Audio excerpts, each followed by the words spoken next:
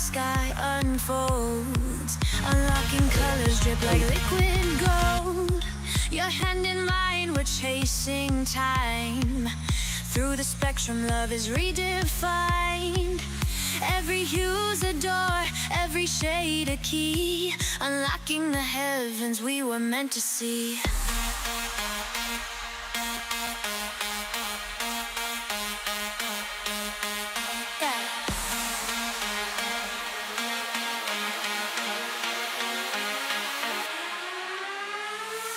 Crimson whispers, violet sighs, clouds ignite as the daylight dies. Awe and wonder in the amber glow. We're falling fast, but I'll never let you go. Every hue's a door, every shade a key, unlocking the heavens we were meant to see. Gradients, all they pull me in. Sunset gateways where new worlds begin. In the purple and in the blues, in other dimensions, our secret rendezvous.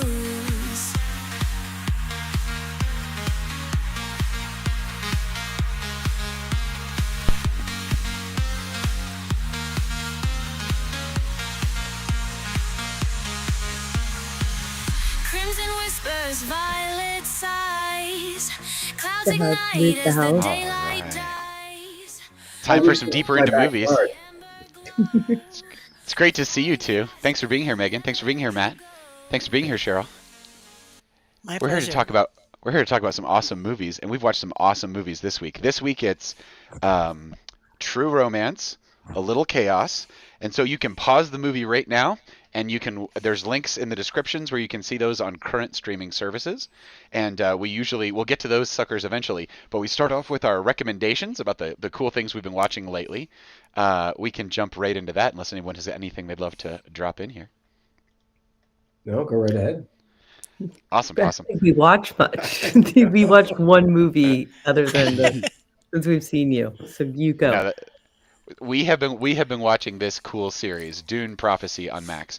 We usually do not let ourselves get involved in a drip-based situation where we're like waiting each week for the next episode. We love like binging it all together. You get the whole arc. It's way better. It's in and out of your life. We're dreaming about this movie. It's a movie. It's totally a movie. What would you say about this, love?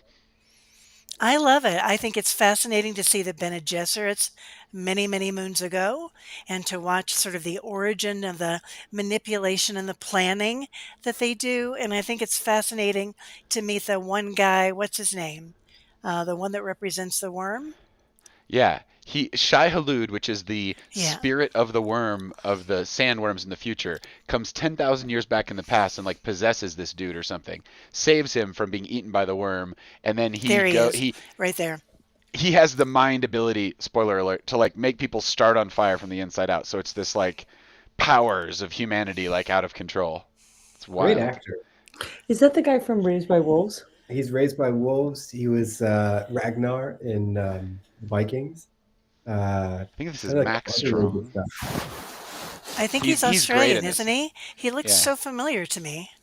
She does a great job in this. She's a good Jodie like May. Helen of Troy figure in this thing. It's like a different royal house, and they have these Bene Gesserit trainees in the first generation, and you really get an insight. See, Cheryl and I, we actually kind of lived with people who were practicing religiously for many different years, and it really does feel like a cloister of nuns. You actually feel the difference between them, and there's this huge gap, and then the world.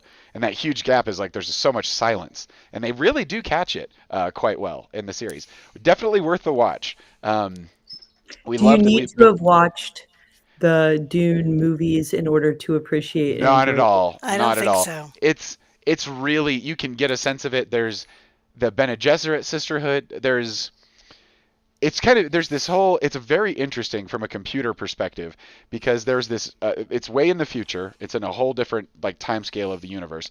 But there's this event where people create really smart AI, and the AI kind of enslaves the people. And then they have this thing called the Butlerian Jihad, where this woman it's all about birth. This woman was going to give birth to her kid, and this AI decided that for population control reasons she should not have the child, and went through the medical procedure. And this woman was a scientist and like figured this out and was like, I will destroy this AI. And she like led this revolution that destroyed all the machines. And so it's right after that, and there's some places in the universe that still kind of use machines a little bit, and they're kind of snuffing it out. By the time you get to the Dune books, there's none of that. They're sort of there's no kind of fold over. Yeah, there's really not much to it. You'll catch right on. It's a good standalone. The other one is that we've been rocking is the Silo. Did you guys see the first season of this thing? I'm into it more than Megan is. Love it. I hate it. Well, Hate it. Hate it. I think it feels very small. The world. I think it would be a wonderful play. Wonderful play. Yeah, no, I do. Sometimes, like, I think that they just make the world very small. Like, if you just look at the production design just from your stills alone, Dune is massive, and Silo, I can't get over the tininess of it, and it's lockdown phobia. Yeah, totally. Yeah, and written in 2012, the book. Choices they've made along the way, and it makes sense. It comes from a young adult series, right? Yeah. And so maybe Silo. Yeah, Eric got me into them. He got me to read them years ago. I read the first one and I was like, that was really dark. He's like, no, keep going. I read like 3/4 of the second one. I was like, just wanted to eat a gun. I was like, no, I'm stopping. This is so depressing. It was so terrible. It is very depressing at the end of very the first depressing. Season. Like you're like, geez, I mean, really, like, ugh. That's what I like. What do you say, Matt? You dig it. What do you say, Matt? What do you say, Matt? Disbelief. Like you do have to suspend disbelief a bit, like to get into it. The concept of the whole thing is amazing. I love the post-apocalyptic, singular world, but connected to many different worlds. But I think it's an awesome concept. I love getting into it. I get what you mean. You do kind of have to work to believe everything. It's not fair of me to watch it with Matt anymore because I'm too much of a Grumbletonian watching it next to him. And so it's unfair. You know that person when you go see a movie and you can be quite sensitive to whoever's sitting next to you. And if they're just doing too much, they have too much energy in one way or the other, it can really affect, but especially when it's negative. So it's just nicer for me to let him enjoy it on his own. You make sense to me. We did finish watching The Penguin, and Megan, the production values were amazing. The acting was amazing. This is the darkest character development plot of all time. Spoiler alert, he just shoots his best friend. And he's just like, I can't have love in my life. I'm going to kill it. And it's literally one of the darkest things I've ever seen. What about his origin as a child? Oh, yeah. I mean, that is so no dark. kidding. No kidding. Think I'll just do away with him. Bye-bye. What did you think when that happened? So Matt and I were very, very apart. And I felt like he felt guilt when he was looking out the window and it's raining and the rain's getting harder and he's with his mom and he's enjoying this moment. That's when he should feel guilt, but he's a psychopath, so he doesn't. So I think, but I felt like he was afraid to then admit the lie at that point, and so he commits. There is a little bit something there. There's something there. There's a tension. He kills that tension. He strangles it like he just puts it down. That's right. It's not good. It's so dark. It's so dark. It's just like a rejection of all human connection, and it's an actively played out. I can see why Colin Farrell would not want to do a second season of it. However, it was beautifully made, and you were right. Every episode was like a little movie. We were lucky we could just binge it, and just like it was easy peasy. Go back one. Can you go back one to the red outfit? Getting to watch her, because we fell in love with her in Palm Springs. Like she just became. We fell in shut love up! with It's her. on the list. Palm Springs is on the list. We were fell looking in for love with things to her, and watch. so it was so wild to watch her in this role. I thought, good for you. I like seeing her branch out. She was in. She's always kind of in the things I have seen her in. I saw a little Hulu series. It was called like The Island or something, and it was really good, but not important. Nothing like forgettable in many aspects. But she's always like kind of like the friend or a sub, and so to see her co-lead with Colin Farrell, That's Palm it. Springs. She carries Palm Springs. I agree. Palm She's Springs is the strong. best duo acting I might have ever seen. Like Wow.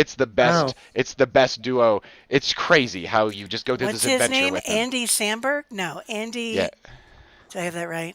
Okay, we'll definitely watch it because we've been looking for things that also aren't Palm too Springs is the one heavy. of the best. It's the Yeah, best it's time not. loop It's movie of all awesome. time. Best time loop movie of all time, and a really good solid top three for best love story of all time. Really. Wow. And I know it's hardcore. You're gonna love it. It's great. These two we're talking about today are obviously 1 and 2. Well, we might be touching on a little chaos tonight is a pretty dang good love story, I gotta say. I might I put would a say good it's in year my up running. there. Uh, I mean, it the definitely. I mean, if we want to Intolerable jump into it, Cruelty. Intolerable Cruelty might be number one. Coen Brothers. I so think cute Goodyear that is you a love a that good movie. choice. Was What'd that? you say?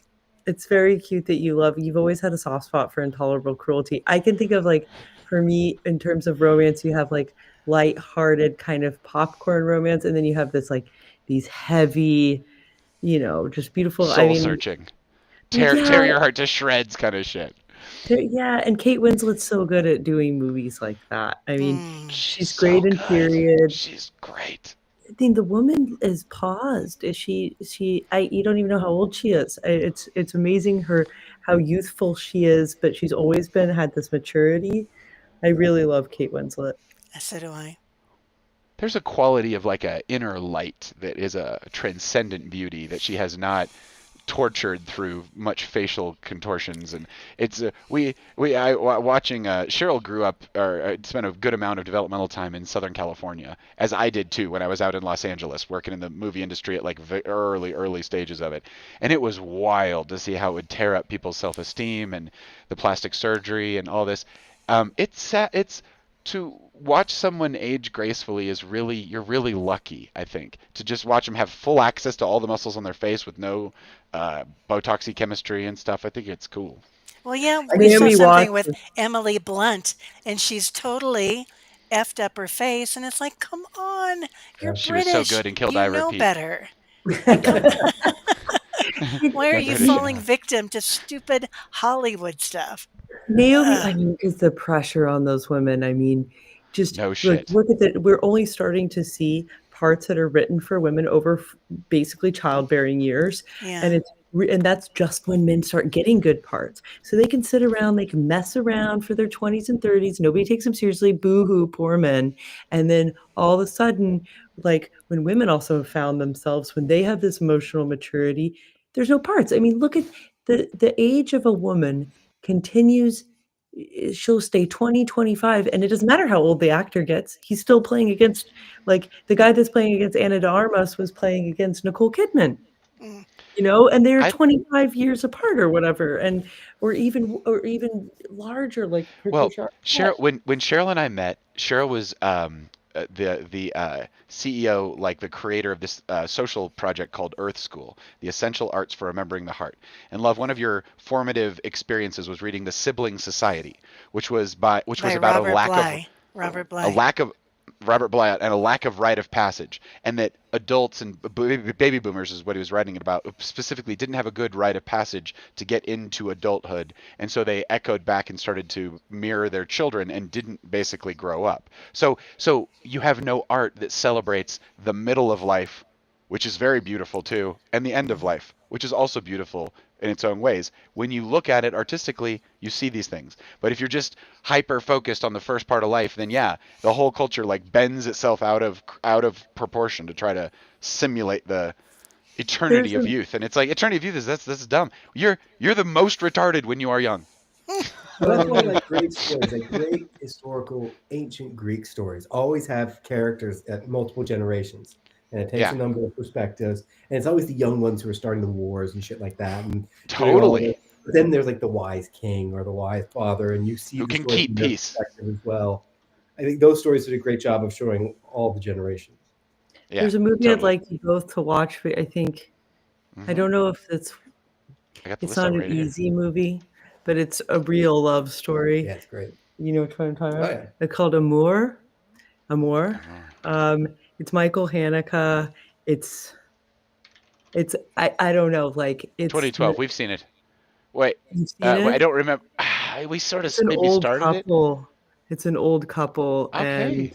They've been in love. It all takes place in an apartment. The lighting is insane. Everything's insane. But it's a truly good story, but it's painful because it's really about the end of life. And it's I Yeah. mean, I was just crying the entire movie. I Oh. choose to watch, like, certain movies on planes for the first time, which is Yeah. odd. So I watched Schindler's List, which I hadn't seen Oh until, no, like, 2 years oh ago, no. and the flight attendant had to come, and she's like, "Are you okay?" And it's like, "It's fine, it's fine." And I I watched was them wanting all. to bring this up. It kept being errata from episode to episode. You've heard about the 30,000 foot effect on movies, like watching movies in planes? Have you ever heard of that effect? No. No. Oh, it's like well understood that any movie you watch on a plane, because you're outside of like the electromagnetic field and the oxygen's thin and whatever, and it's this you can just any movie becomes a great epic at 30,000 feet. Any movie, I've watched movies at 30,000 feet that I'm like, oh my god, I get it, and it's a gift that keeps on giving. This definitely we have experienced this, or at least So Megan experienced embarrassing. it, and I saw it on the periphery Totally. as an objective person because I was listening to like some podcasts. I was taking some notes on a project we were working on, but she Yeah. decided to take a little break and watch this movie where Angelina Jolie was like a firefighter that was kicked off the force. Yes, I I saw know this that. I movie. saw that. I know Every this time I movie. looked over, there was like a ridiculous scene where there's like the fires go. She's like under like a river, She's, like, in a stream surviving, like I know. and then Megan's like, "This is incredible. This can't possibly be." and then we land, and I don't get to finish the last 15 minutes. So I go home and I buy it for like $15.99 or something. It was still like Because it's I a have to heady finish it. heady And then I place. realized Those who how wish me bad the dead. movie is. Those who wish me dead. Back at the electromagnetic sphere. you're Yeah, like, that makes total "Oh." sense because then we're at home and I was like, I've just Yeah. paid. And also maybe the fact that I had just paid for it. And I was like, this is bad. This is really bad. Like, Nice. Oh, that's funny. I mean, she's That's not funny. she's easy to watch for a bit, she's Yeah. not hard on the eyes, but yeah, I mean, it was ridiculous. No, I agree. That's fun. That's super fun. No, that was he also gets all kinds of work. Who is that? Who's the guy here? Oh, Nicholas Hoult. He Yeah. was the one that Who's I don't Nicholas know if you Hoult? watched that's him in it. He's one of them. But wasn't he in About a Boy a long time ago with Hugh Grant? And then in Queen or something? The Great, which was The Great, fantastic. that's it. The But Great, Hoult. yeah. A byproduct of the I'm talking Crimean about War. John Bernthal. Oh, Oh, well, yeah, you've watched Oh yeah, his that guy. He does a lot podcast. of work. He has a crazy podcast called Real Ones where he just gets nuts with his boys, and who that is changes a lot. Night at the Museum, okay, getting some work. That's good. Well, what else was Nicholas Hoult in? I He- like so, watching him. so he was in something called The Menu, which was kind of interesting. If Yeah, you we like, saw the menu. it was dark, but it was Very. Yeah. Ray. Very. It was Ralph Ray Fiennes. I always get the Fiennes guys. Mixed up. I think it was Ray. No, I think it was Ralph. Yeah, That the was a Menu was wild fun. one. I mean, Yeah. I do not like her like everybody else does. I think she always walks around like she's a Ralph? supermodel, and I don't. Mm. She's very performative to me, and I don't get it. I think okay, sure, she might be pretty like a lot of El people, Menu. but I don't like Anna Taylor-Joy as an actress. She's not for me. Well, this script was crazy. Yeah. Like, Extremely. it was just like it's easy to spoiler alert it, but just to say what a radical, crazy thing that happens, and it talks a lot about death and power. Well, that year was the same year that the Triangle of Sadness came out, and there was a bunch of movies that Yeah, was kind of eat the rich, same themes, eat the rich, which Yeah. makes sense right now with the world. Eat the rich. Well, it's crazy that the ultra mega rich are making a movie about that. It would be quite made differently from a different angle. That's, I think, the power of what you're talking about with female roles changing. Technology. I remember when I was studying in Los Angeles, and I was hearing stories about people who've been on set for 20 years, and they were talking about just the expense of the cameras and the expense of the lenses. Like a single lens is $450,000. It's just like you drop it, it turns to powder. It's like that's a wrap for this. Like the insurance doesn't cover this. It's like crazy stuff. Like, but you can get, when 2001, you could get a red cam for $12K, and now it's even cheaper. And they keep coming up with better and better cameras. So many movies shot on iPhones. It's shouldn't hold people back. There's the power to tell the story is in everybody's hands now. I think For there's a sure. big trend of like with the newer generation of wanting to go back. They're very obsessed with the glass, but they're also very obsessed with and honestly, like you could put things side by sides and you don't know if you're using 1970s Zeiss lenses or if you're actually just using a filter on it. There's no way I would be able to tell. Same between Right. You can do it digital in digital. and film. I think film brings something to the filming of it, meaning you can hear the money. I have a couple of friends that I work for that only shot on film, even just music videos. And they're the real deal. They really care about cinema in a way that it wasn't just because like it's cool and trendy, which seems to be this return to analog that's happening with the younger generation right now.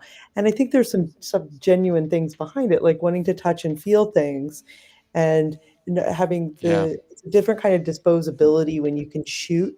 But I have a friend I was just speaking with, Brady Corbet. He was just nominated for like 6 Golden Globes for The Brutalist. It's his 3rd film. He makes everything with, it's called oh my gosh, I can't think of her name right now. She wrote Shooting to Kill, and she's a producer, a very strong female producer in New York. She did like Todd Haynes films, and that's his producer. But A24 is distributing The Brutalist, and he's been making movies. He makes on film and things, but for $10 million. But he's Hmm. doing 24 to like 40 shoot days which for a narrative, and this one is a 3.5 hour movie. The Brutal's coming out. It's with Adrian Brody and Felicity Jones, Oh wow. and the trials and tribulations of what he has been through to get that film made. But some of Hmm. the choices he makes, which takes me back to film, and because it's on film, he shot on 70 millimeter, which is awesome. Um, Hmm. Anyway, he doesn't do a lot of coverage. So meaning he only shoots he knows exactly what he's gonna shoot, and he only has so many cutaways, very few, and, his personal rules of only if you add to the information to you don't need a cutaway, you don't need another angle on the shot, and so for that reason, he's able to accomplish a 3.5 hour film in a 40-day shoot, and then keep the Hmm. costs down by shooting in Eastern Europe, right? But $10 Hmm. million is unheard of for a Yeah. narrative of the quality I think that they produced. I haven't actually seen the film yet. I've only read the script and seen stills, but I'm really excited to Looking. see it. And That's also, awesome. it's pretty cool to have a friend who was kind of wandering around New York just trying to literally get by, like didn't have enough Hmm. money to eat and things like this, and nominated for Best Wow. Director. And The suffering Wow. artist. I love it. yeah, it's pretty cool. Is it coming out soon? Is it out? Yes. Yeah, he's doing press for it right now, Okay. and, it's, I guess, like, it's kind of premiering at different places, but because it's going for the award seasons, it should be out in most cities by, January. That's fun. Okay. We might That's Yeah, even go super to the fun. movies. 3.5 hour movie. It has a 15-minute intermission in it. Wow, just like Gone with the Wind. Yeah. Crazy. Megan, we've Anyway, told that's ourselves my that plug. I'm very proud of him, obviously. very cool. I'm so That's a glad you great plug. mentioned That's it. The fantastic. Brutalist. The Brutalist.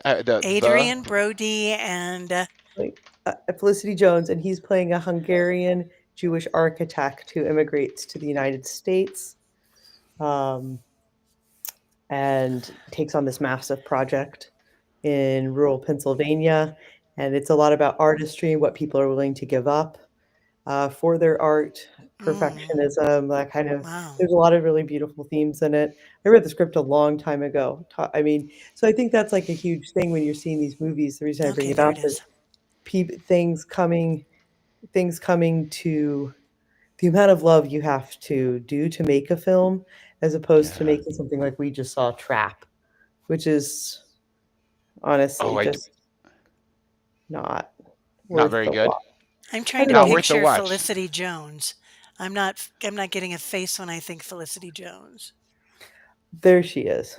Ah, She was in like she's been in a couple lovely little films, okay. but I'm trying to think of anything big she's really been in. Okay. But she's a great actress. Nice. There she is. Is that her? Oh yeah, she was in Star Wars. She was in one of the Ah, she played earlier version in Star Wars, and she was Oh, The in Theory of Everything. That was a pretty big one she was in. and I she don't know. was Um, in Snow Rogue Girl One. or Rogue One, but she was in some sort of like ski chalet girl or I don't know. I thought she was great fun. What One that I else? really liked she was in, that was an Indian paintbrush, like a small production company. It was called Like Hmm. Crazy, and it was with the late, I think he died, Antoine,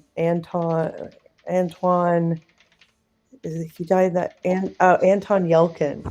He's one that was like hit by his car did something weird in his driveway, and he died this awful way. Anyway, Like Crazy. Right. It's really cute. It's Yeah. like a beautiful love. That was the guy who was in Star Trek. He Was he? got Yeah, crushed he in his was driveway. young. That's why we haven't seen him in anything because he passed away. He died Hmm. Yeah. a long I time. like Anyway, her. Oh I yeah, like no, her he's as an great. something actress. This crazy. He It one. was was in in his driveway, like it came out of park and went into neutral and basically rolled into him and crushed him against the. Oh yeah, yeah, the guy who was playing the Russian in Yeah, Star Trek. Yeah, he was good too. He had like a lot of yeah, that he was promise. a was really good, shocking death. and he was in There he is, right there. the Social Network. Hmm. Was he? Was he? No, it was the other guy. It looks like him. Never mind. We digress. We digress. We digress far. But We can. would but like let's jump into a little chaos, which A little was chaos. a Let's get a lot little less chaosy. chaos than True Romance. You know what? And that's the point. It is so Little Chaos is so great. The Such a beautiful movie, and we have a little game that we can play if we want to here. The game goes something like this. Uh, we're gonna just pick a category. Try not to look at the questions. Just pick a category here. Love and mortality, choice versus fate, violence and style, identity and change, pop culture influence, or loyalty and sacrifice. Hmm. I like identity and change personally. Okay, let's go for that question first. Okay, so here's a question. Get us started. How do Clarence and Alabama change, and what does it show about their dreams? It's interesting. Do they even change? Maybe in the first 15 minutes, in my opinion, and then they kind of. She goes Maintained. through kind of a rite of passage of loyalty, and so does he, and sort of towards the end. He dies for her. I mean, with the Tony Scott ending, right? Wait, is that so? That's a different ending. That's why Yeah, I okay, so couldn't. Tarantino kills the lovers at the end like Romeo and Juliet in the script. It's Tarantino's Right. first script that he sold, and Tony Scott's like, no, and so they die, and then but they're alive at the end. Yeah, So on the they get, beach. mm-hmm, and with a kid named Elvis. Spoiler alert. Yeah, I think it qualifies. No, wait. We're talking about a little chaos. You're right. You That's switched over. okay. Jesus, I copy pasted the wrong one. Just switch. So, can I talk about the first time I saw evidence of Little Chaos? I'd love to. I was in Notting Hill, which was kind of fun, doing a spiritual retreat, and on a bus was the billboard "A Little Chaos," same one we just saw with Kate Winslet and Alan Rickman. And I thought, ooh, when I get back to the states, I want to watch it, but it hadn't come out yet. So I thought that was kind of fun that I was in Notting Hill. That We're That's is doing really True fun. That's Romance very first. We cool. have to switch them. We have to switch them. Sorry, I I don't do know what love happened the there. connection between the United Kingdom and France. How like, they're historically, obviously very connected, but I love how the British feel they can play the French. With no attempt at an accent. No, None. the only accent, I think the one lead, the note, he sounded like he was potentially Dutch. He's got a bit of a European, like mainland European accent going on. Maybe that was the only kicker in that awesome Chernobyl. It Oh, was that like, okay, I forgive you because it was such a good show, but everybody's British and the Russian and nobody even tries a Russian accent. They You're didn't right. even try. They Brits didn't even love try doing that that. thing. but Americans do it with this too. particular movie, I think you got someone like Alan Rickman and Kate Winslet. They can pull it off. Like you kind of don't care anymore. You're like I you kind of guys don't are care. excellent. To me, those are the two best characters Alan in the movie. Rickman, I didn't know he was dead. I just learned that. That is very sad to me. He is so great. He is such a good guy, and he You is guys are on such a a good little bad chaos. guy. Well, he He's died like 8 or 9 months after. the Mhm. He movie finished came it. out. Yeah, he just So this Yeah. boom, is like, and he and he directed it. directed it too. So That I didn't know. pancreatic That's really cancer. cool. Fine. It's interesting that this is one of the projects he chose to work on when he was clearly probably already sick. I know. I thought that too. And that moment of they're in the garden and he plays, I mean, Matt was turns to me, he said, "This is just catnip for women, huh?" Because when he's just playing a regular guy, but he has so much affection for her that isn't also sexual. It's Yeah, Yeah. just what a nice moment. Like it just made me feel really That warm. was my favorite scene in the movie, actually. Which Yeah. one? When Alan Rickman, his wife has just passed, or King Louis, his wife has just passed, and he wants to go to his The gardener's pear? garden, The pear the pear orchard? garden, right? Yeah, and he Yeah. just wants to be alone. She comes and she mistakes him for the gardener, and he allows it to Yeah. occur. So we have a Prince and the Pauper kind of scenario happening, and he just doesn't want to be king for a moment, uh, and she indulges. I thought it was a very beautiful scene. And me she's like, too. your book on pears. Yes, he's like, oh yes, Well, I not did write about especially. her. Whatever. I quite like Um, them. No, I love that scene. I it's loved it. about levels of intimacy, and I think that's why it's Excuse me. a good movie about love, because it shows the court of King Louis the XVI and how that's got formality, and how that separates people, and how all these crazy marital relationships strain the human connection, and then they find like love in the middle of all of this, and that's It's true. I kind of wish they may have played a little bit more of the double-sided coin, or two-sided blade of being in the court. They talk about it, and I think this is a bit of a theme for me throughout the movie. sure. Darkness, there's a darkness that looms in the movie. They never like dive too deep into it. They keep it pretty light. Hmm. They keep it on the more wholesome side. So, for example, I mean, you look at her past, and she's a widow. She lost her family. It's a bit of a dark story, but they don't really touch on it or go too deep with it. But also that aspect in the court. And I remember in the Pear Garden Yeah. scene, where at the end he's like, "I'm gonna send you a letter. That means it'll get you to court. My eye will always be on you." And to me, I'm thinking like, is this a good thing? I I don't know if know. oh yeah, sorry. He's angry. Looking down. Totally. Sorry. No, yeah, yeah, it's There's cool. the scene. There it There's the is. scene. And then He's taking someone off his wig. Yeah. Yeah, someone also mentioned during the party, it's like, yeah, so like when you're in court, there's like 2,000 of us, and you're always being watched. Yeah. Like you can't leave, you can't come without They're permission. not, You are and this is why they all got beheaded, and why that whole thing collapsed, because they weren't actually producing anything, and when you aren't doing something, you could just it's just there's only so much navel gazing that the public will handle before the guillotines come out. yeah, 2,000 of them, right? They said we all know each other rather well. We've all kind of been in a relationship with each other, or screwed each other over, or screwed each other at one point, The and I treachery think of the about court that, sounded that's about the horrible. It size of sounded your just high school. caustic. Yeah, high school. The Exactly. the High school. the Through and Stanley through. Tucci character I thought was interesting. He's mhm, married to the big. What did he describe her? Big German woman, and but then his real love interest is the man. yeah, I thought that was interestingly played. very subtle as well. Um, Not too subtle, But but I think why maybe the movie doesn't go dark, and also thinking of who wrote and directed it. I think he co-wrote it, but I think he was a writer he on it. did direct it. I know that. So why did he want to? There's so much darkness, and what do you want to focus on? Hmm. um, Amidst that, and a lot of that's rebirth and another chance. I mean, Yeah. the real Real theme of healing. the movie came out, and it had many layers to it. I felt when she does meet King Louis in front of everybody, and from their point of view, from the court's point of view, has a very bold conversation with him. Right about the He wasn't rose. treading in such treacherous water because they were already familiar, right? But nobody knew that, so she took the opportunity, and she talked about, I think, a lot. There was a lot there. I thought a lot of it for me was about womanhood, and she was actually sticking up for the ladies of the court, right? Yeah. That- I don't know what your It's a interpretation, great but she great they scene. talked about being. He asked why the roses were. She hands him a Four Seasons rose, Yeah. and he Let me said find that. he mentions that some of the roses are looking dull or tired around the court area, right? And then he says, and then she talks about how roses open themselves up to so many things and are exposed to the elements. and they go through their phases, and part of that is fading, right? Yeah. I don't The know if that's actual his favorite. the actual love of the life cycle of the living thing rather than your idealized version of it. It's more of a what is she has this beautiful metaphor that like what can be done? Well, the gardener can basically turn his positive attention to it and hope for a little good sunshine or whatever. It's like Patience, yeah, it can there's go a lot of ways, patience, is what she's saying. I think it's like there's a lot patience, of wisdom in care, that, and right? a little bit of warmth from the sun.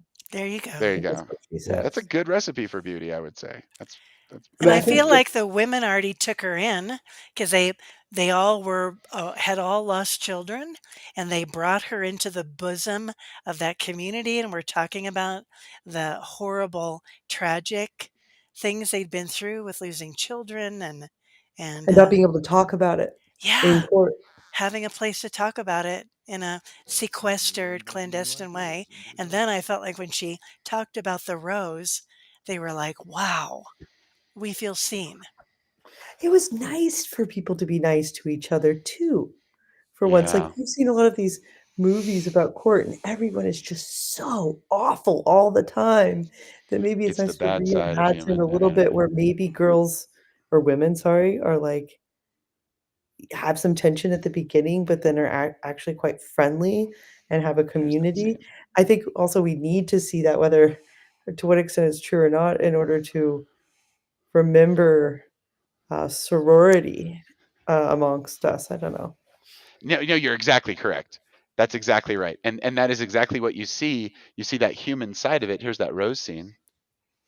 And then right before it, the ladies are all have their own secret court behind their own private court where they actually can be themselves so that they can put on these weird abstract faces for the actual court.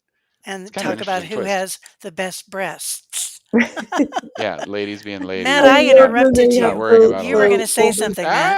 Ah, you were gonna say something. I what think I I was going interrupted to you. say was it had to do with.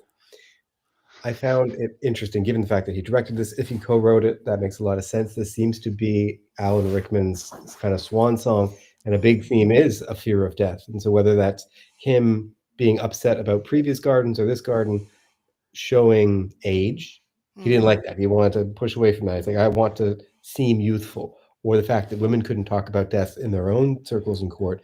It's like that's everyone's right. kind of scared of this topic of death. We want to live in this no, not Robin Hood, but the Peter Pan fantasy land that we're all, in the fountain of youth, Gonna live forever. great and fine and lovely. But in a sense, I mean, the dynamism there, like Alan Rickman is going through death. He probably realized he's going to die, and this is him expressing his own fears, probably. Well, and the Hmm. final scene is so transcendently beautiful in that regard because you have like the king in the middle of this creation, which is and the music out behind it, and you have this very slow, beautiful pan up from this perfect creation where it's just one of many of these gardens in the palace here, but it's the most creative one. Has anybody been to I've been to Versailles, and Versailles. I I don't haven't. think I wandered around, and obviously from that aerial that You know, shot, it looks this, massive. I did not see that part. Hmm. I remember woods, I do not remember an outdoor ballroom, so that's Yeah, yeah. I cool. was a kid. I can't recall. well, there is I have to be careful because my brain says, "Oh yeah, when you were in Versailles, I ran around Versailles, but I was in virtual reality. They brought like HD cameras and shot the whole thing. I went in all these little footpaths and all these places they wouldn't normally let you go. I'm like, there's no way they're letting me go like run over in this part of It's really kind of fun. Let's see Versailles You're VR licking all the walkthrough. gold leaf. Yeah, you can do whatever you want. Can you There's tell if Alan co-wrote that? I'm curious now. He did. So Did he he? wrote it. Okay. So it was a guy named Jeremy Brock did the Okay. screenplay, Alan Rickman did the screenplay, and a woman named Alison Deegan did story. So, Okay. um, What does that mean? Someone in the industry, what's the difference? maybe make screenplay is like how many change. words you have on it. You like literally. So a lot of time a Huh, director will end up getting a co-writing credit because they change enough words. If it's in the great performance by Stanley writers, Tucci on this if one. it's a WGA script, if I believe, It's about how many words, how much like authorship, but story could be like, hey, I have this story, but I haven't adapted it. Or it could be, I wrote the novel, or I wrote a short story of it. Usually that will be credited on there, but story is different than like the words, writing all the words. Okay. So it's like someone had a They could have all concept. just collaborated Yeah. in a sense, but Yeah. she ended up without that credit. I don't Interesting. I'm not enough of a insider in that way to know, but that's what I know of it. Dude, did you get a chance to watch the Quentin Tarantino JRE or any part of it? It's okay if you didn't. I watched only He like a did it on his slice. own. Yeah, I found it. I don't know why I got into that rabbit hole a little Well, bit. at a certain point, Quentin Tarantino and one of his best friend Robert Avery, who he did all these That's movies why. with and Yeah. stuff. I didn't Yeah, know Avery was like his writing partner on so many things. it's such an interesting interview. Being my age, I'm going to be 50 in a couple years, and I became a teenager in the 90s. I was like 16 when Reservoir Dogs came out, which was like his first big release, and it came Yeah. to the art house, and it was like I was already going to the art house with my friends because we were around theater and we'd love movies, and when Reservoir Dogs came out, it hit so hard, and I was even realizing tonight, I was like, yeah, that's why you chose this suit. Like I did this years. I mean, Reservoir Dogs is just like the definition of cool when I was like growing up, right? And all of Tarantino's stuff. I think it jumped the shark a bit in the last few, but if there's a certain point, Megan's got to hear this, but I'll just keep telling the story because I'm telling it. There's a certain point in the JRE interview where they're kind of talking about like what would like a good, podcast be, and they're like, the whole thing, you want people to not be able to find these movies. You want to just review movies that you want to review, and that's the beautiful thing about it. It's like the perfect show. So in their movie podcast, they have 3 movies that they pick, and Quentin Tarantino tries to make one of the movies unfindable, like instant movie snobbery. I was reflecting on our populist message. You're welcome, viewer. Like we're like, here's the streaming links. Like we're watching stuff. If the best movies are obviously going to be the ones that a lot of people have like seen. But then a little bit later on, they're kind of talking about what their podcast's about, and Robert Avery goes, deeper into the movies and to better understand them. This is like the heart of what the podcast is about. They're all like talking about this crazy thing. And then you'll have a deeper appreciation of why these guys love movies. Deeper into movies and this is like what I couldn't believe my ears. I'm like, they're reaching out into the zeitgeist for what podcast about movies might be called. Coming back with deeper into movies over and over. Anyway, fun stuff. But pregnancy break. No, not a problem. You want to hear Joe Rogan? We'll play it back for you here. This is their description of Robert Avery and Quentin Tarantino's podcast. This is what they're trying to do. Deeper into the movies and to better understand them. And then you'll have a deeper appreciation of why these guys love movies.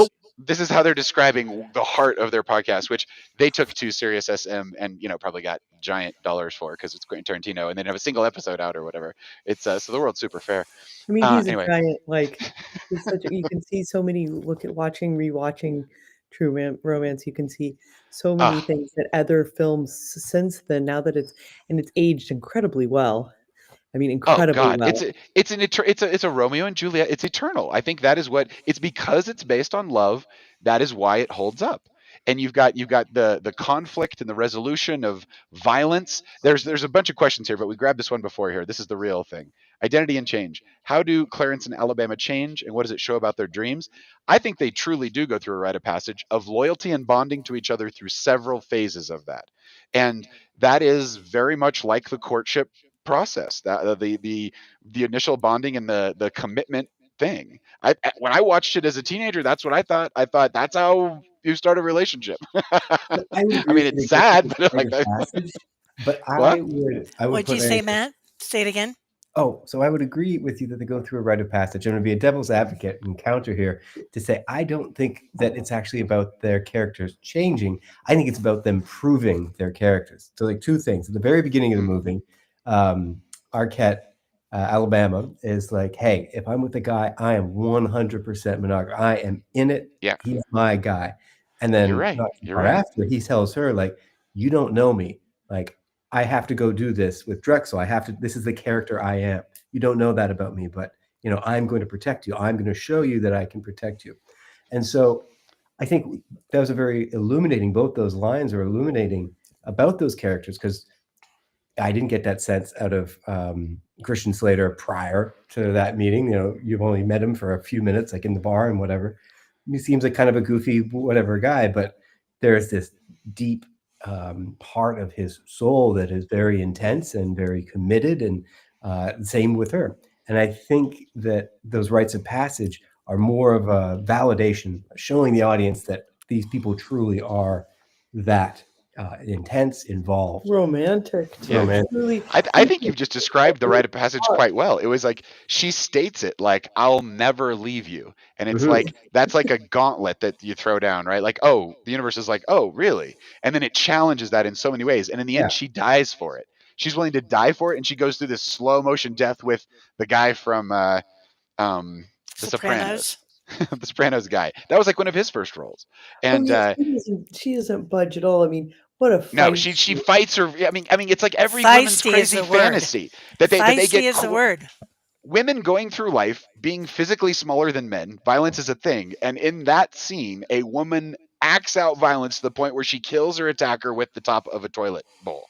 It's Yeah. a visceral expiation of some kind And of then primal stabs energy. him, and then shoots him. I Ah! mean, You know, she's he is dead. every lady's like, Very that's dead. in there. Touch me, creep. You know, like or whatever. And he just keeps taking it, like, when she's like, "Turn around," you're like, "Oh my god, don't turn around. The Don't turn tension, around." He's like, "Do the other side." Coxian And tension. yeah. That was an interesting kind of thing, because I think in her mind she's playing them like, okay, if I just go along with what this crazy guy is saying Appeasement. and asking me, You see her go through all the phases. She's It- it- absolutely adorable. She's so adorable when she's like when they're out the first night after they make love, and like it's clearly like, they have a chemical intense, and it's such a they fun do. love scene. I mean, you don't see love scenes like that anymore. You do not. They're basically living for their whole first date on top of a manhole. Like, there was just, like, smoke inexplicably all around them, and then that beautiful blue light, and it's Yeah. such a I mean, honestly, as It's a somebody sweet it's a sweet people love have just scene. had a child together, and you 2 have been together for a long time, I was just like it was so lovely to see a love scene like that, where you're just like, "Yeah, I remember."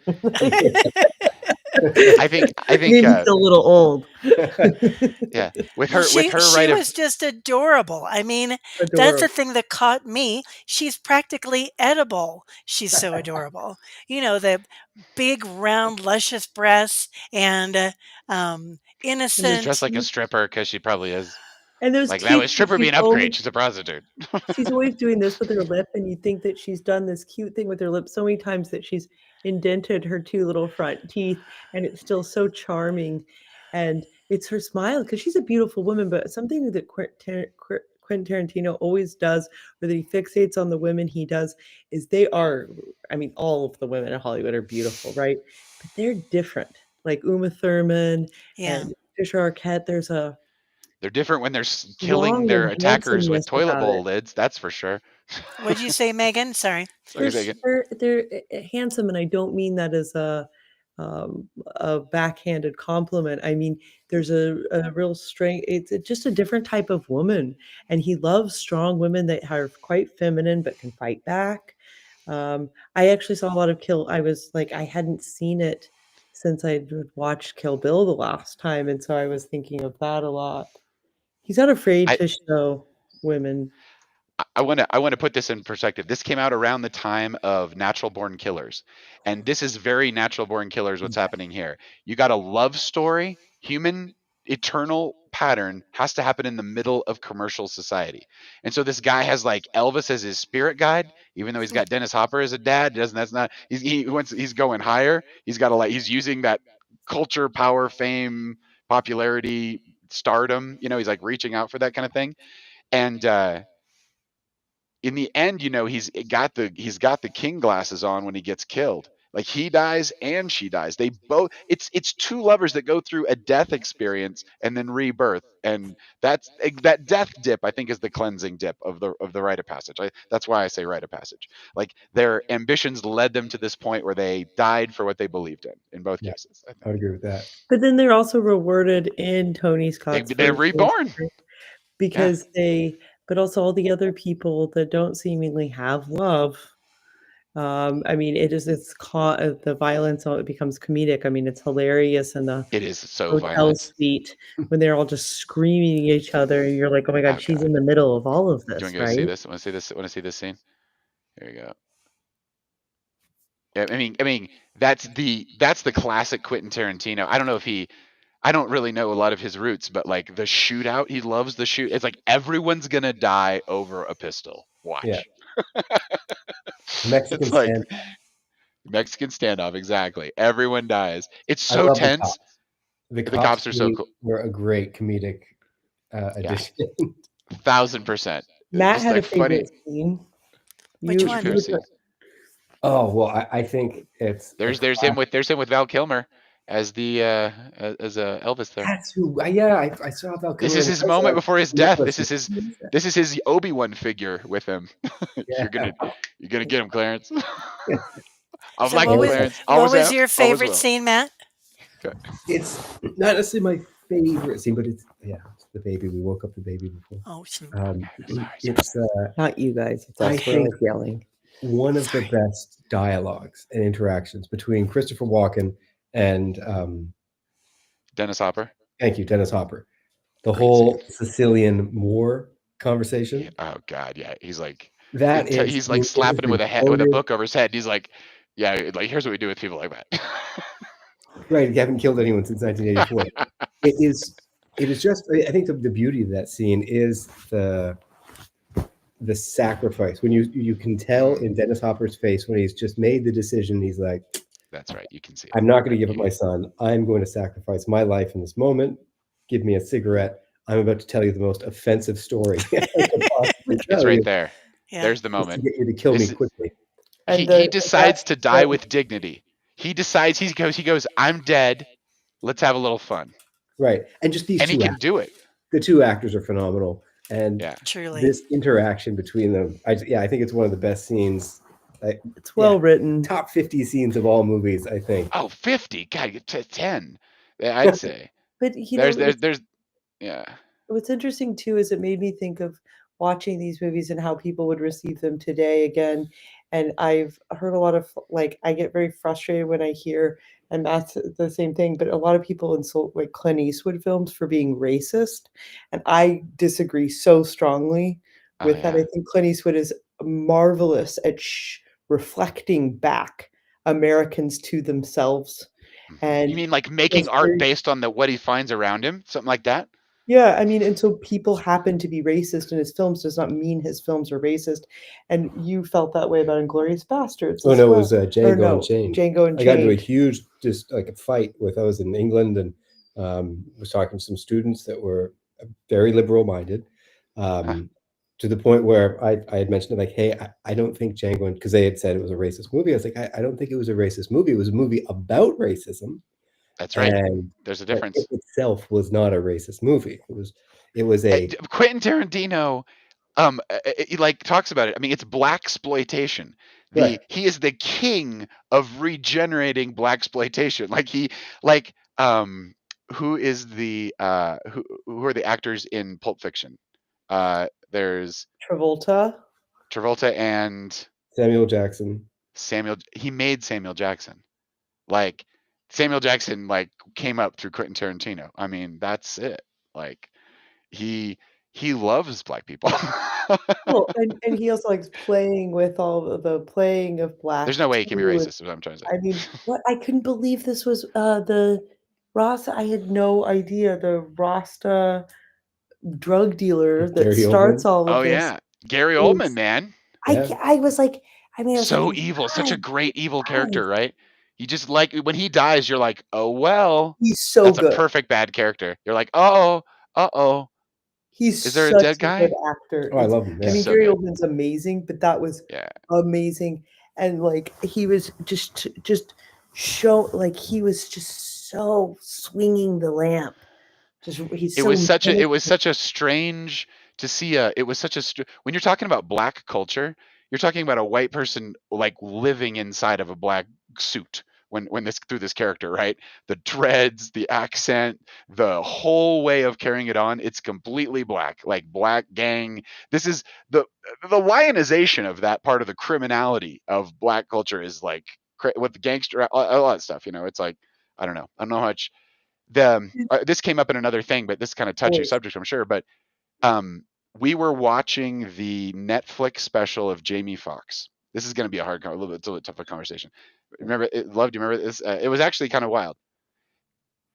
You're muted. Sorry, or you can't hear you. Still can't hear you. Yeah, I can hear you say sniff it just a touch there. There. There you go. Okay. I sat Yeah. on my headpiece. Sorry. No, I was just wondering if Matt and Megan, if you saw it, his No. new Netflix. Okay. Okay. Tell Oh, us. well, okay. So Jamie Foxx got sick and he went to the hospital and he kind of disappeared from public life, which was unheard of. And it turns out his daughter stepped up and protected him and was like, everyone get the hell out. And so he literally, people were like speculating online that he was dead, and he showed some of that footage during this one man kind of stand up, and it was his coming back to the public thing. And he had like a kind of a epiphany with God. He talks about God throughout his whole thing, and he talks about how he wants to come back to church, but he doesn't. But the experiences that he's had in church aren't great. So he kind of recreates a black church where he stalks the audience with black church members that are at a black church. Say it like there's like all of the tropes of like your American black church, but like these people are like this is their life, and it's being filmed in Atlanta, and he sings and he plays at the piano, and he just kind of plays the whole sort of thing. And as I was watching it, I was thinking like, oh my god, like the way that Hollywood black exploitation like elevated like crime and criminality and all this, and then like the music industry with gangster rap and every drug selling is like totally cool. Everyone's going to get into it in the same sort of way. It's like it's a dissolving of the values that might potentially hold a nuclear family together. And then black culture with it's one of its major wounds is the lack of fathers in the home, and it's like the way that this all kind of unfolds in the socioeconomic kind of ways. um it is, if you lionize the behavior of crazy young men without fathers, you kind of want more of that in a certain way. Or um, I'll just give you this other story here while we're just talking on the internet so privately. But I was I was doing like I was talking to this AI, and it was talking about the top 10 streamers. And so I pulled up the number one streamer in the world, and it was just this young black guy with his friends that were wearing more bling than I have ever seen in my life. Like just the most like a $10,000 haircut, a $200,000 suit, just like custom pants, custom this, custom this. This guy was wearing like body armor that I was like, this is like we're like in a Marvel movie or something. It was like insane. And he was going to a warehouse where they had bought him a set of new cars. Like he had a bunch of cars. He said, I don't even really like cars, but here's my Lamborghini, here's my Ferrari, here's my and I was like, it was the first time I'd seen it. I was just like, the materialism in here is absolutely insane. Materialism will not bring you happiness. God bless. It's just the lionization of materials. It is like literally like saying the cul-de-sac will get you to the coast. It will not. That's funny. Anyway, it was Jamie Foxx got up and he warmed up and he showed his whole career, and he said his real name, and he's like, I'm going to bring back Jamie Foxx and he said the craziest stuff. He said, I won't date any more white women. I'm going to do the right thing as a little black guy, black boy or something. It was just like, I was like, whoa, like I was like, what is all this? It was wild to watch it kind of all unfold. And is that new? We can Yeah, like brand Just new. like last week or Brand something new like on that. that's Netflix, yeah. awesome because I was like, there hasn't been like a good stand up or kind of stand up that has serious tones in it too. Like Well, I've he really got really Doesn't sound like it. vulnerable. Like Chappelle's three there, Yeah. specials that he yeah. did like in Yeah. the last 5 years were just so incredible because they were so deep and serious, but also extremely funny. Yeah. deeply He was funny. having fun and teaching while he was doing comedy. It's It's crazy. like one of some of the best writing I've ever seen, period. Like He Chappelle. calls it holding If I class. can get a diluted version of that, of Yeah. like anybody, because yeah, I mean, Jennifer showed me the Chappelle ones, and uh, I must have seen them each 5 times. I think they're just Can I tell a story on Jamie Foxx real quick? Mhm. sure. So the time I fell in love, I'd seen Jamie Foxx's acting, and I'd seen some of his, I think some of his singing, maybe small amounts of it. He's a beautiful I, singer. I saw him on the Joe Rogan a couple years ago, and he was telling this story about meeting a music or some famous music person. I forget. I'm out of that zone. But he was talking about how he was going to throw a party for like $3 million, and Jamie Foxx looks at him like, "You're crazy." I was like, he's like, he says something that's like, "Give me $300." And I will show you what a fantastic. And he's like, "You're on," or whatever. I was like, and anyway, time goes by. It's like he's in Los Angeles. He calls a bunch of friends over. He calls his friends over. He gets a bunch of like KFC and like some soda pop out or whatever. He spends just like $275. And then at one point in the evening, he pulls his friend aside and he said, "Now I want you to see all this. I want you to see all this costs $275." And I was like, "Ooh, this is the real deal here." Like not only is he a great actor, not only is he a fantastic singer, not only does he have like all this kind of talent, but he's got a sense of soul for like what the connection between people are and how to enhance it. And you don't need a $3 million party and all the sham trappings of Hollywood. You can do it straight from the heart. And I was just like, "Oh, Jamie Foxx, you slay me." Like, But this special was so endearing. Like there were several times where he just lost it.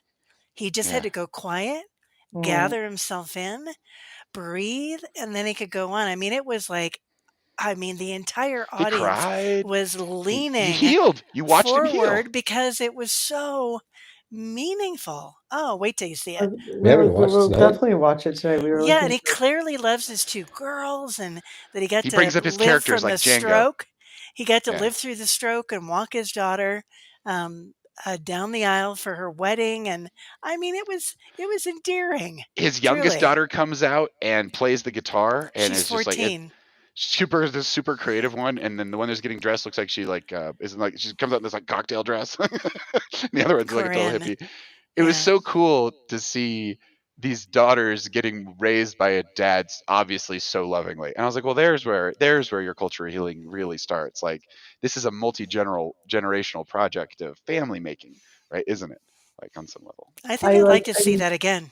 I think I'd like to watch him again. I saw a thank you note that he gave. He like whenever he was up presenting somebody for award, and he said that when his so it was it must have been old. It was like one of those Instagram clips, and he said that his kid was like he was just giving a regular birthday party Saturday afternoon for his child, and that she's like, well, like people, Dad. So like, can you get Iron Man to come?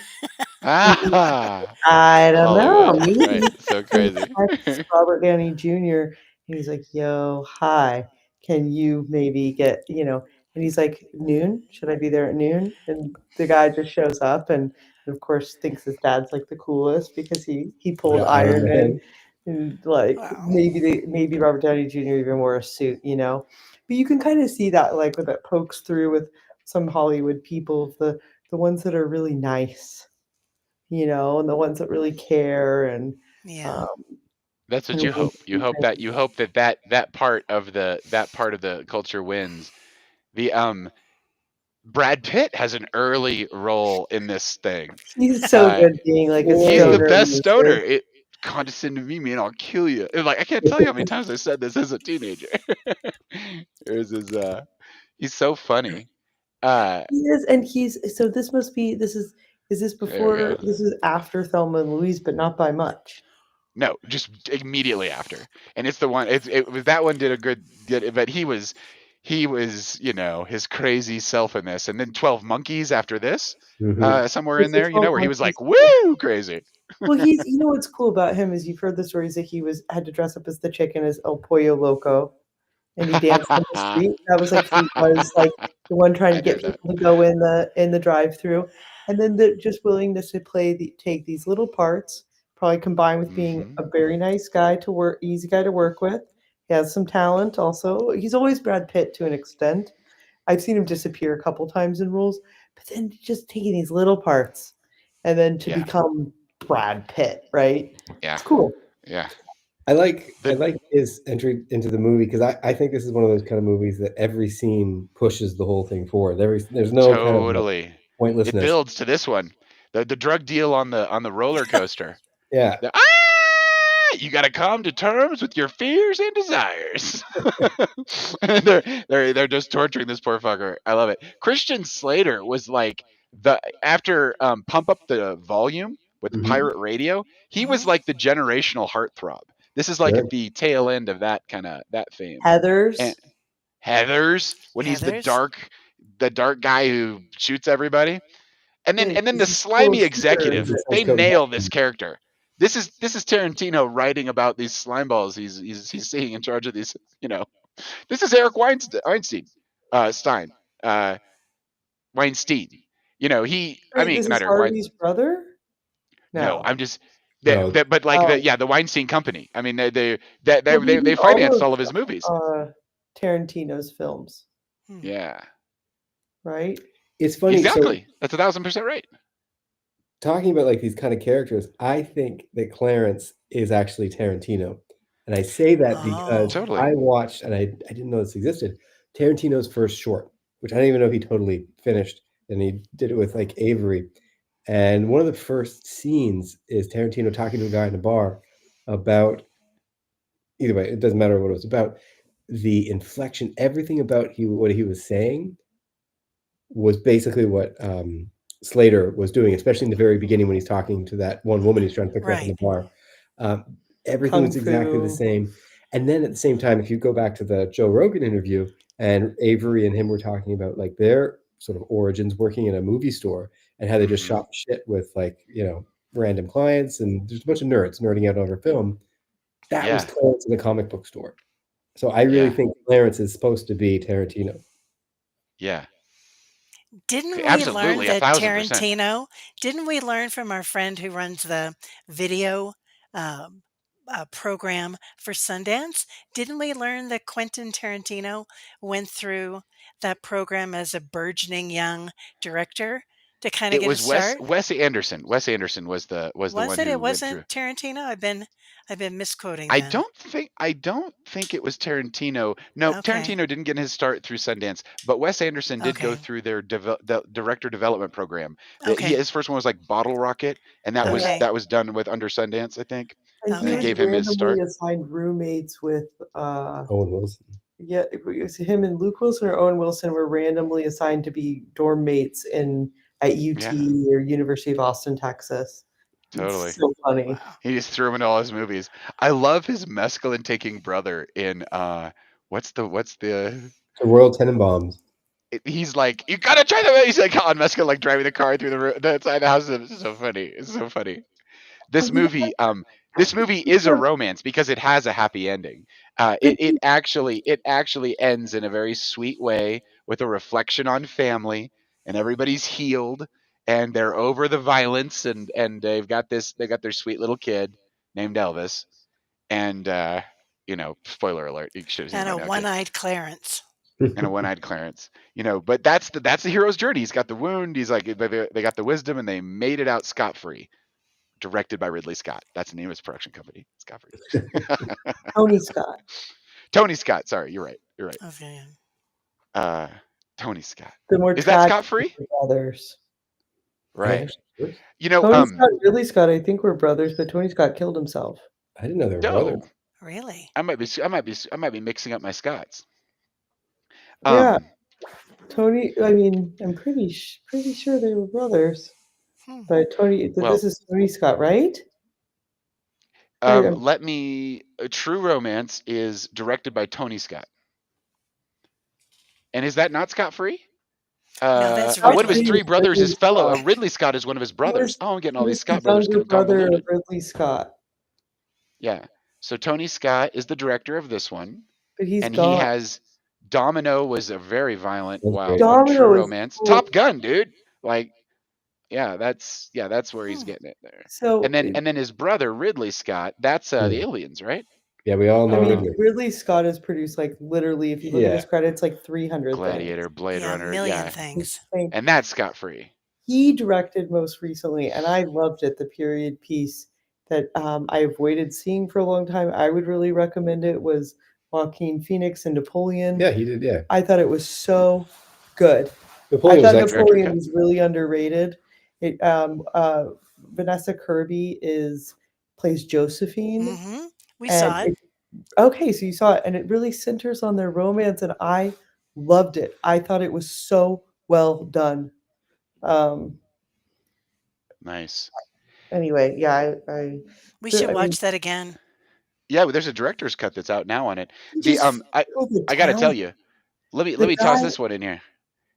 Go ahead.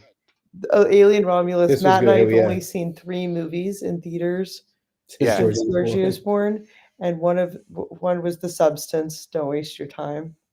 Yep. Okay, thank you for that. Hated And it. you also didn't like The Trap. I heard that very loud and clear. I mean, I would have wasted. I think I hated The Substance.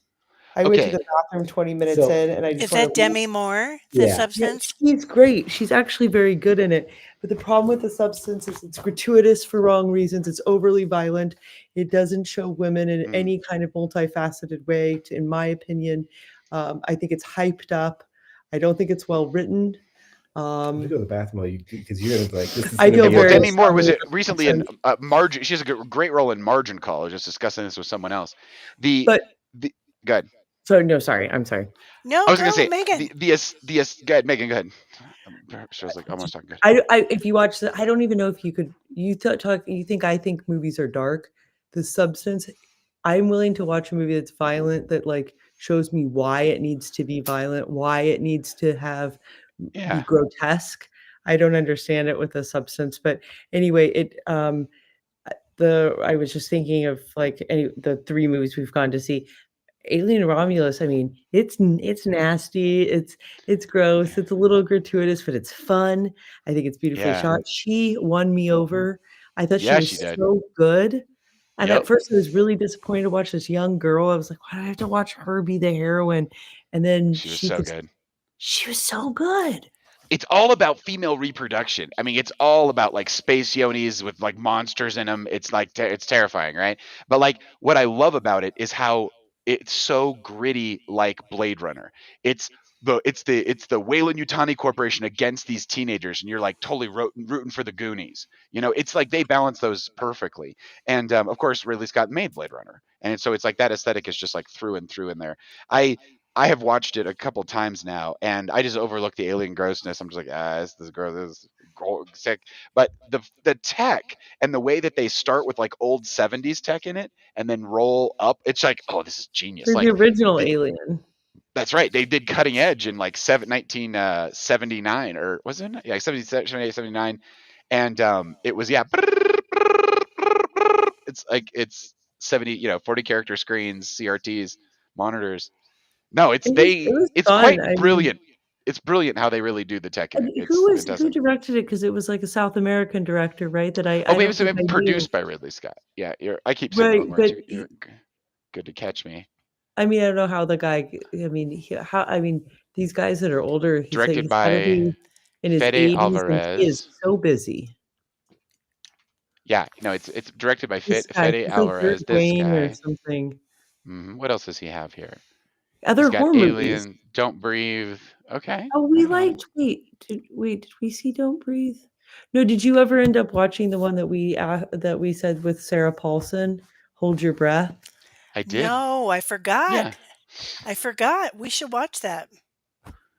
It was nice. I mean, Ridley Scott has a credit here for Alien Romulus as the producer. So yeah, it's produced. like look at his credits. He's 140. Oh no, yeah.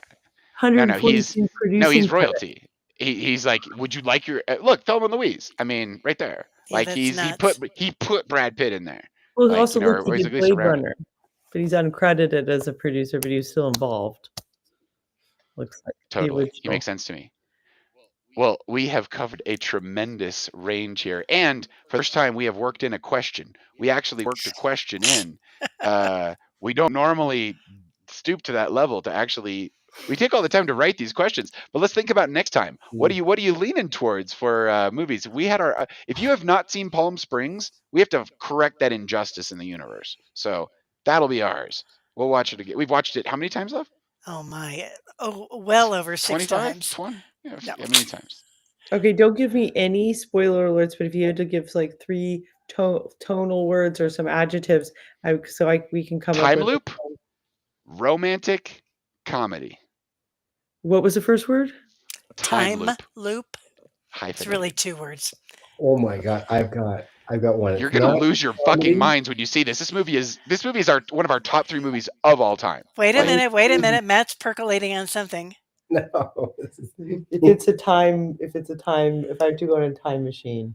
there's no time machine. It's unfortunately not a comedy, but it's a great romance, and it's one that I've been wanting you to watch for a while. Oh, With Kenneth Branagh and give me a second. Oh, God, it was in the early 90s.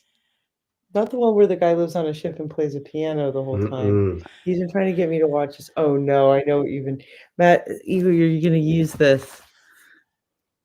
I mean, nobody wants 90s. to watch. Nobody wants to watch a movie about people who get run over. Hang on. Don't shoot it down before we even know.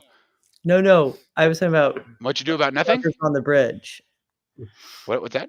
I was saying Henry V? maybe I shouldn't suggest movies when I keep doing things of like homeless people get run over by cars and live on bridges, and you have to read subtitles.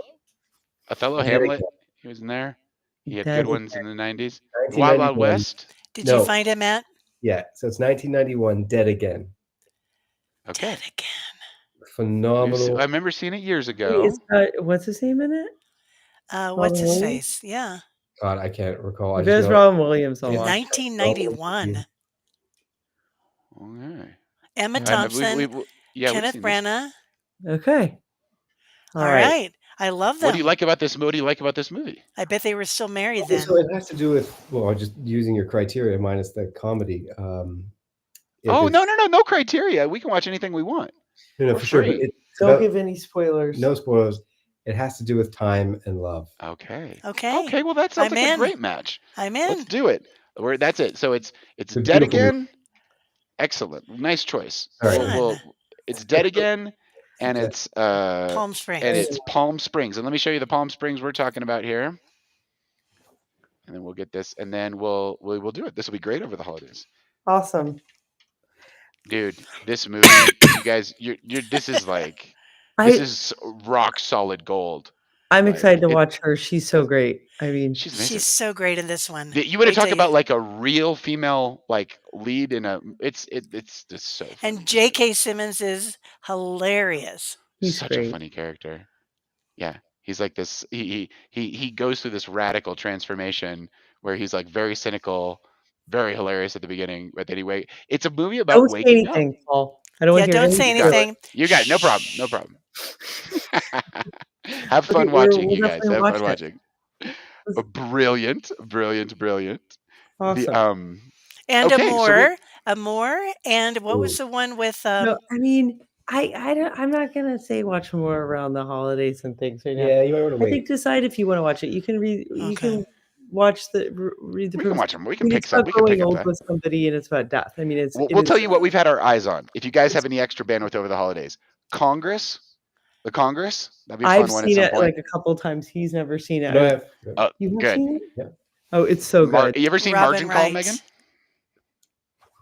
Margin Call? No. Our brother worked for the character of Jeremy Irons in Margin Call. He's the accumulation of 2 other characters, and the crazier one was the guy who ran Lehman Brothers, and he was high up there, and our brother was a mentee of this crazy man. You will love the movie Margin Call. It's great. It's Jeremy Irons, Kevin Spacey, it's next level. Demi Moore. That's good cast. It's good character. It's a good character movie. It's a good character development movie. So if you haven't, I would say a return to that for a finance film if you have not seen it yet. That has it's Fair Play. It's fun and it's good. Oh yeah, we've seen Fair Play recently. Oh, you saw it. Okay. Well, I can't remember it. I'm trying to remember. Working in an investment bank. Yeah. it Yeah, was just good. this is where her boyfriend she gets promoted. Her boyfriend doesn't. It tears them Yes, and apart. I like her Oh a yeah. lot. She Gen was X in dealing the with gender roles it's differences. Go ahead. embarrassing to admit No, she was in the Gen Z. Bridgerton series, and I thought she did great. Yeah, I mean, this is that same power finance squeeze in this movie. Yeah, totally. I thought that was good. I enjoyed also seeing a woman in kind of that industry and how they dealt with her. I thought it was Yeah. really good. Okay, we'll watch Margin I think Call. he's actually a pretty good actor too. Wait, do you not have to watch Margin Call? Let's take it slow. We'll watch it. I You- haven't seen it, so I would like. I mean, Okay, well we'll do a double. Okay, so it's Palm Springs. Then we're getting double features. Okay, so we're getting Palm Springs, Margin Call, and Dead Again. Again. Palm Okay, those are Screen. the three. Palm Screen. Cool. And we'll hit Amour and we'll make it all the way through these. That'd be perfect. I don't want to force you. I really took We've the turned it on message like three about the times. depressing avant-garde thing. Hey, we've got Honestly, a if a you're gonna do staycation in front Amour, of us here. We What are have you saying, dozens of Matt? hours to fill. Wait, if you're with gonna do Amour, there is. I mean, this would be diving way into this very same subject matter. okay. There is a Canadian film. What are you doing? No more. No more. We have to Yes, what is it? ink in the well for next time. Ink in the well for next time. Yeah, If but you I do want to hear Amour, what you're saying. this one particular movie is in the same vein. I'll have to find the title. I think Sarah Polley may have done it. I don't know. Okay. Wait, I'll find the title. I'll shoot it to you guys. Either way. This has Sit been with you, extreme Amour. fun. This has been extreme fun. Thank God. you, and thanks for waiting. I'm sorry that we took so long. No, you did fine. We misinterpreted. You were perfect. Well, thank you. It was lovely. You really should see those foxes at a point. It was cool. And they Away have, from her. oh, I've seen Away from Her. That's a great movie. When you said Canadian, I got suspicious, you know? You guys have a wonderful time with your born and unborn children. Have a fantastic Christmas. Embrace the Christmas holiday spirit. Have a Love you fantastic both. time there in Florida. Enjoy the movies. May everyone get deeper into the movies. Let's do this.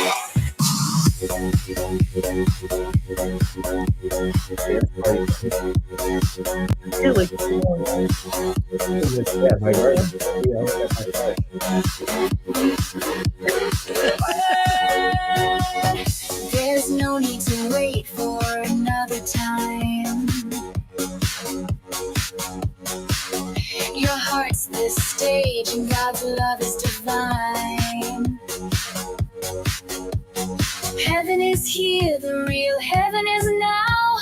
Love is the key, just turn it on and we'll soon find out. Heaven is here, the true heaven is now. Love lights it up and just to breathe is devout.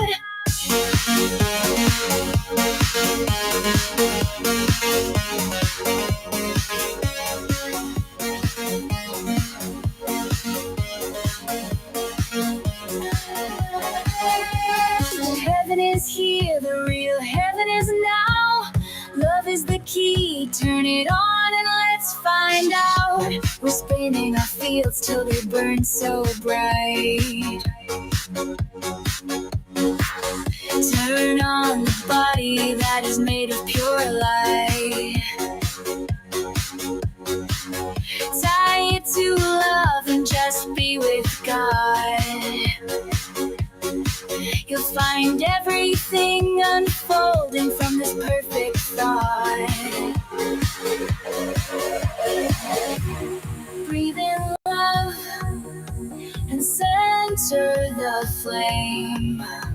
Hear the sacred angels singing, calling out your name. We're charged and turning, our spinning bodies set us free. To dance the cosmos in your perfect geometry.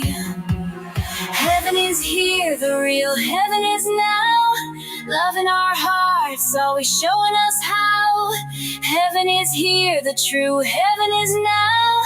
Love is the key as we sing it out.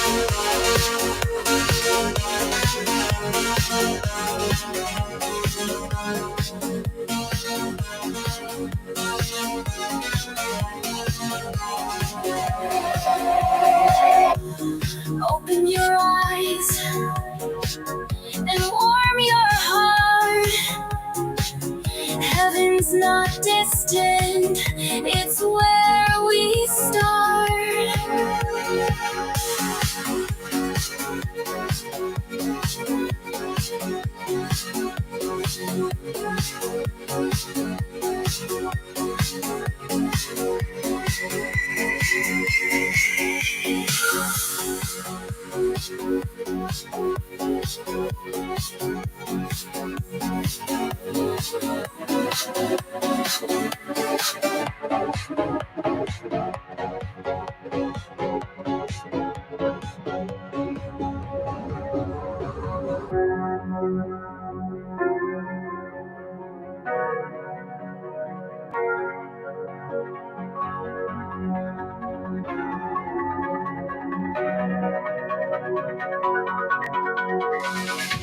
Breathe in love and center the flame.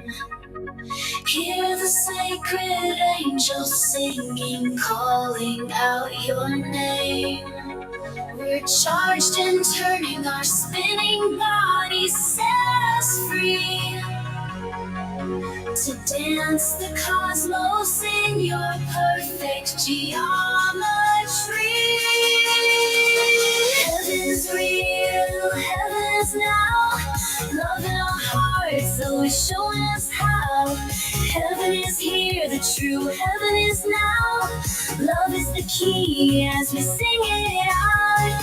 Heaven is here, the real heaven is now. Love in our hearts, always showing us how. Heaven is here, the true heaven is now.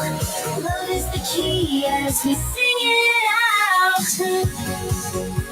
Open your eyes and warm your heart. Heaven's not distant, it's where we start.